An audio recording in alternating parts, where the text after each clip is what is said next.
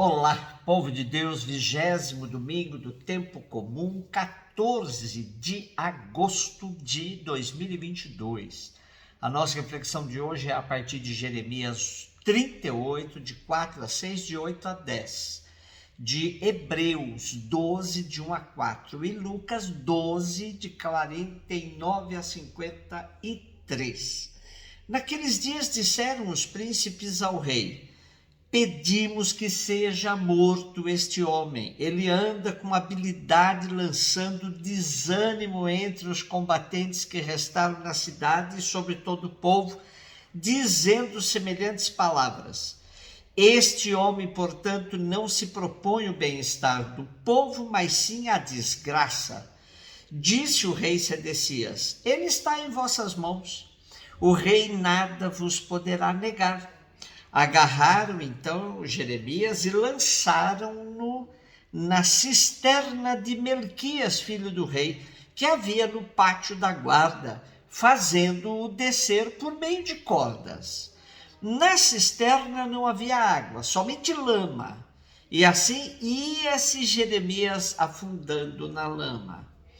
Ebed-Meleque saiu da casa do rei e veio ter com ele e falou-lhe: ó meu senhor, muito mal procederam esses homens em tudo o que fizeram contra o profeta Jeremias, lançando-o na cisterna para ir morrer de fome.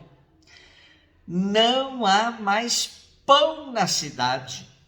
O rei deu então esta ordem ao etíope Ebed-Meleque: leva contigo 30 homens e tira da cisterna o profeta Jeremias antes que morra. Jeremias exerceu o seu ministério de profeta cerca de 40 anos, entre 627 a 586 a.C. Tempo por demais conturbado para Israel, pois Nabucodonosor, com suas tropas, invadiram Jerusalém e arrastaram parte do povo para o cativeiro da Babilônia. Depois de Josias, rei que governou Israel e foi morto em 609 a.C., Israel conheceu uma série de reis medíocres que afundaram o país numa crise sem precedentes. O texto que nos é proposto situa-nos em Jerusalém durante o reinado de Sedecias, por volta de 586 a.C. Algum tempo antes, 588 a.C., Sedecias, pressionado pelo partido pró-Egito de Jerusalém, negara o tributo aos babilônios. Na sequência, Nabucodonosor pôs cerco a Jerusalém. Um exército egípcio, vindo em socorro da cidade, provocou grande euforia, mas Jeremias apressou-se a avisar que essa euforia não tinha qualquer razão de ser, pois o cerco iria recomeçar em condições ainda mais duras. De fato, o exército babilônico refez o assédio à cidade e Jeremias, convencido de que tinha chegado o castigo para o pecado de Judá e de que Deus tinha entregado Jerusalém nas mãos dos babilônicos, aconselhou a não resistência aos invasores e a rendição. Essa postura de Jeremias lhe valeu ser jogado na cisterna, mas as desgraças que sobrevieram sobre Jerusalém levaram o rei a mandar tirá-lo da cisterna. Hebreus 12, de 1 a 4, irmãos, rodeados como estamos por tamanha multidão de testemunhas, deixemos de lado o que nos pesa e o pecado que nos envolve. Empenhemo-nos com perseverança no combate que nos é proposto, com os olhos fixos em Jesus, que em nós começa e completa a obra da fé. Em vista da alegria que lhe foi proposta, suportou a cruz, não se importando com a infâmia, e assentou-se à direita do trono de Deus. Pensai, pois, naquele que enfrentou uma tal oposição por parte dos pecadores, para que não vos deixeis abater pelo desânimo, Vós ainda não resististes até ao sangue na vossa luta contra o pecado. A carta aos Hebreus seguramente tem um endereço certo. Cristãos de origem judaica ou que estavam muito marcados pela cultura judaico-cristã. Vivendo em ambiente hostil, eles precisam de reforço na fé e incentivo a se manterem firmes nas convicções profundas do cristianismo. São cristãos expostos ao desalento e ao desânimo na sua fé e na sua vida cristã.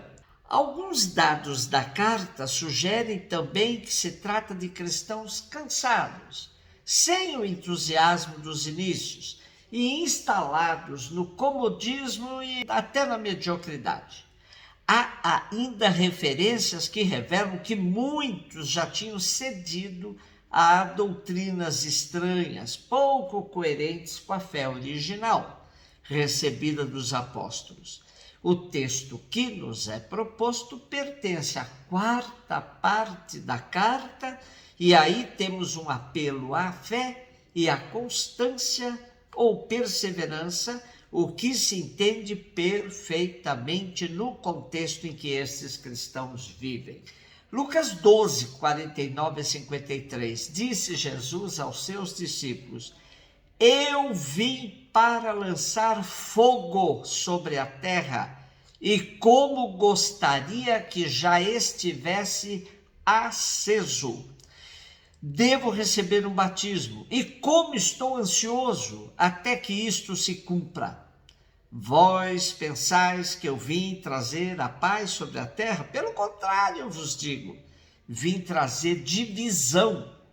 Pois daqui em diante, numa família de 5 pessoas, 3 ficarão divididas contra 2 e 2 contra 3. Ficarão divididos pai contra filho, filho contra pai, mãe contra filha, filha contra mãe, sogra contra nora, nora contra sogra. Por meio dos símbolos do fogo e da água usada no batismo, Jesus continua anunciando a sua paixão. Ele caminha para Jerusalém e continua a dar instruções aos seus discípulos. Fogo e água podem também resumir qualquer tipo de perigo. Temos em outras passagens o batismo descrito com o Espírito Santo e fogo. Fogo de julgamento, fogo de purificação. Nesse contexto simbólico, Lucas apresenta este material indo naquela perspectiva do caminho para Jerusalém. Esse caminho que conduz Jesus ao dom total da vida. No horizonte próximo está cada vez mais o confronto final com a instituição judaica e a morte na cruz. Na perspectiva de Lucas, estes ditos fazem parte da catequese que prepara os discípulos para entender a missão de Jesus e a radicalidade do reino e as exigências que brotam para quem adere às propostas de Jesus. Na verdade, Jesus, com sua vida prática, já acendeu esse fogo. E o batismo é a grande prova que alude à paixão. Há quem distinga o batismo é a paixão e Pentecostes o fogo.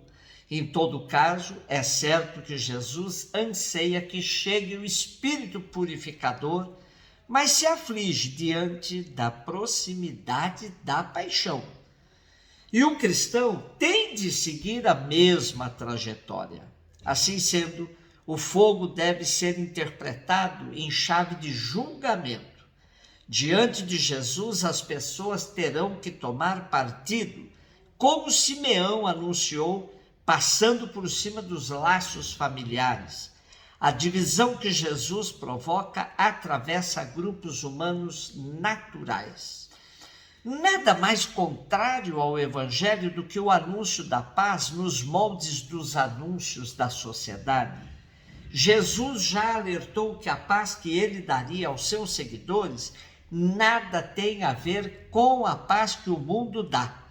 Essa teologia da prosperidade anunciada pelas correntes neopentecostais, católicas ou evangélicas, se constitui na verdadeira ideologia que convence somente aos incautos ou aqueles que têm pouca familiaridade com o projeto do reino anunciado por Jesus. Portanto, seguir Jesus requer de todos e qualquer um coragem e ousadia.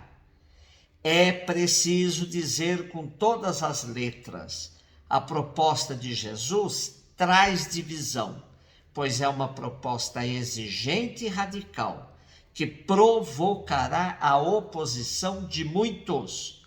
Mas Jesus aceita mesmo enfrentar a morte, para que se realize o plano do Pai e o mundo novo se torne uma realidade palpável.